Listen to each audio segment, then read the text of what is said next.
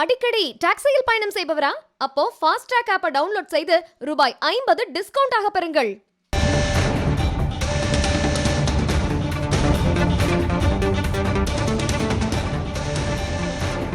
அண்மை செய்தியை பார்க்கிறோம். சொமாலியா அருகே கடற்கொள்ளையர்களால் கப்பல் ஒன்று கடத்தப்பட்டிருக்கிறது. கடத்தப்பட்ட கப்பலில் இந்தியர்கள் 15 பேர் இருப்பதாக தகவல் வெளியாகி இருக்கிறது. இது கவலைக்குரிய செய்தி.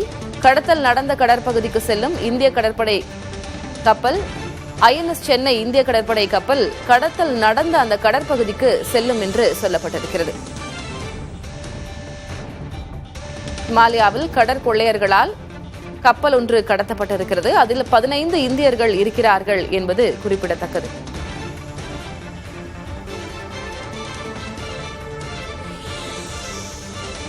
இந்திய கடற்படை கப்பல் INS சென்னை இந்த கடத்தல் நடந்த கடற்பகுதிக்கு செல்லும் என்றும் சொல்லப்பட்டிருக்கிறது.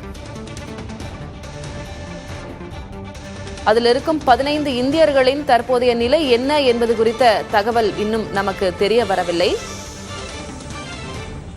சொமாலியா அருகே கப்பல் ஒன்று கடத்தப்பட்டிருக்கிறது. கடற்கொள்ளையர்கள் இந்த கப்பலை கடத்தியிருக்கிறார்கள். அதில் 15 இந்தியர்கள் இருக்கிறார்கள். அவர்களின் நிலை என்ன என்பது குறித்த தகவல் இன்னும் இல்லை. இந்நிலையில் இந்திய கடற்படைக்கு சொந்தமான INS சென்னை என்ற கப்பல் கடற்கொள்ளை அந்த கப்பல் கடத்தப்பட்ட இடத்திற்கு செல்கிறது என்பது அண்மை தகவலாக இருக்கிறது.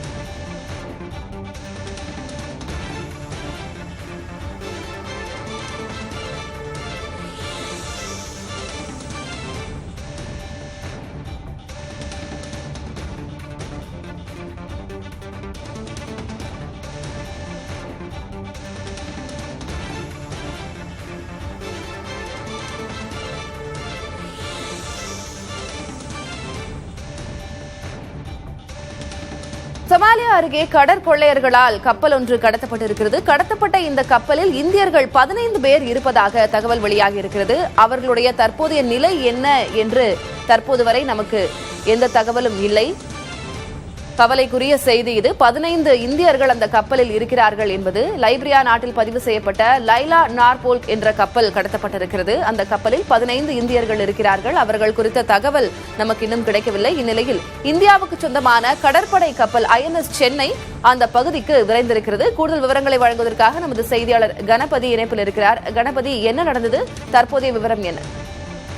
சோமாலியா நாட்டின் அருகில் உள்ள கடற்பரப்பிலே அடிக்கடி கடற்கொள்ளையர்கள் இது போன்ற வர்த்தக கப்பல்கள் மீது தாக்குதல் நடத்துகிறார்கள். கப்பல்களை கடத்துவது, கப்பலில் பணிபுரிபவர்களை கடத்தி அவர்களை விடுவிப்பதற்கு பயணத்தொகை கேட்பது போன்ற பல்வேறு விதமான நடவடிக்கைகளே அவர்கள் ஈடுபட்டு வருகிறார்கள்.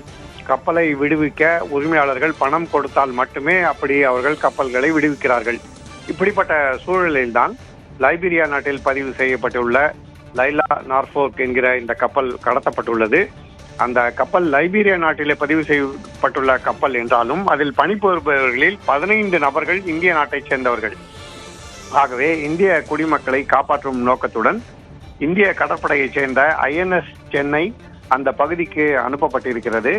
அது லைலா நார்போல்க் கப்பல் அருகே சென்று தற்போதைய நிலை என்ன, கடற்கொள்ளையர்கள் என்ன செய்து கொண்டிருக்கிறார்கள், எப்படி இந்த கப்பலை கடத்தினார்கள், அவர்களை மீட்க என்ன நடவடிக்கை எடுக்க வேண்டும், குறிப்பாக அதில் பணிபுரியும் 15 இந்தியர்களை மீட்பதற்கு என்ன நடவடிக்கை எடுக்க வேண்டும் என்பதையெல்லாம் கண்டறிவதற்காக அங்கே சென்றிருக்கிறது.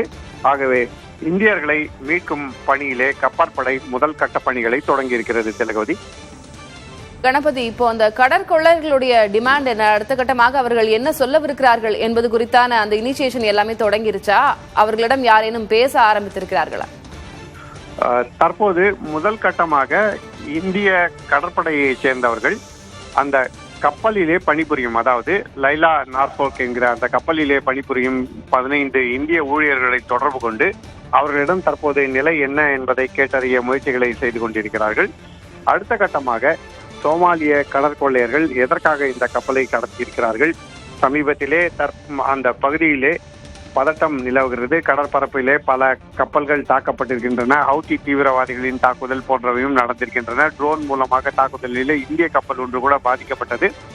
அப்படிப்பட்ட சூழலில்தான் தற்போதைய நிலவரம் என்ன என்பதை கண்டறிந்து மீட்பு நடவடிக்கைகளில் ஈடுபடுவதற்காக இந்திய கடற்படை கப்பல் அங்கே சென்று கொண்டிருக்கிறது. ஏற்கனவே இந்த பகுதியில் பதட்டம் நிறைந்திருப்பதால் பல இந்திய கடற்படை கப்பல்கள் அந்த பகுதியிலே ரோந்து பணியிலே தற்போது ஈடுபட்டுள்ளன. ஆகவே விரைவிலேயே இந்தியர்களை மீட்க வேண்டும், அவர்களுக்கு எந்தவிதமான பாதகமும் விளையக்கூடாது என்பதற்காக நடவடிக்கைகள் பாதுகாப்பாக நிதானமாக எடுக்கப்பட்டு வருகின்றன. ஆகவே விரைவிலேயே அடுத்த கட்ட நடவடிக்கைகள் என்ன என்பது தெரியவரும். தளபதி, அவர்கள் பாதுகாப்பாக மீட்கப்படுவார்கள் என்றே நம்புவோம். விவரங்களை வழங்கியதற்கு நன்றி கணபதி. அடிக்கடி டாக்ஸியில் பயணம் செய்பவரா? அப்போ ஃபாஸ்ட் ட்ராக் ஆப்பை டவுன்லோட் செய்து ரூபாய் 50 டிஸ்கவுண்ட் ஆக பெறுங்கள்.